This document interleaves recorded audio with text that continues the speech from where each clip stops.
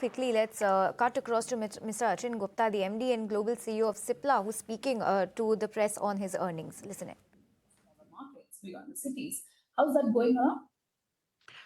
So it's continuing to show a steady growth. We've seen even a growth in April versus March, which means post generics entering the Semaglutide market. We've seen a steady ramp up.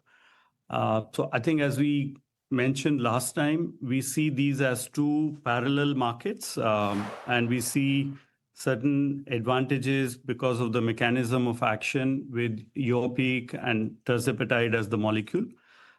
So we are expecting it to continue following its own growth trajectory while the semaglutide market also opens up on the back of number of entrants.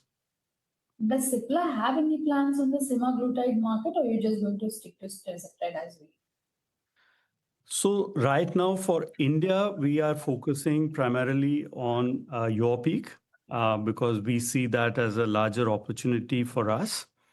For global, as the patents expire, we will come in with the other GLP opportunities, namely semaglutide. Right. My last question is, as we speak, Lilly's also launched the Alzheimer's drug. Are we looking at any more partnerships between Cipla and Lilly going forward in the future? We have quite a few partnerships with them. I would not be able to comment on the future partnerships at this stage, but yeah, we definitely would like to continue building on our existing partnerships. Right. Thank you. Thank you, Rishika. Next, we have Vishwanath Pilla from Money Control. Over to you, Vishwanath.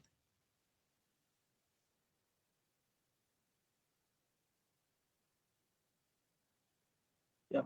Hi, Achin. Good afternoon. And so just want to ask you, given this West Asia war, and are you seeing any of your, your contracts with your customers? Is there any force majeure clause invoked, or how are you some of the contracts?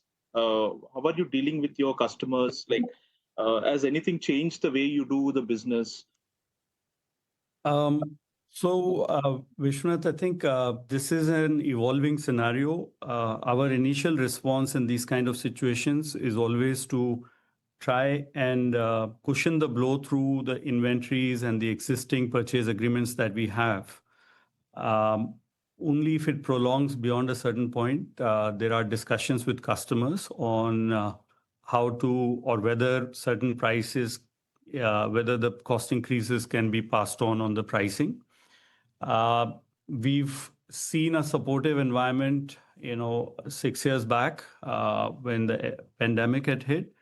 I think right now we have not yet entered that kind of zone. We are probably at the cusp of it, but we will continue engaging with all of our partners, customers and the other, other buyers as well across the world to see how do we maintain the supply security if the costs continue to go up. Okay, so that's the word coming in from the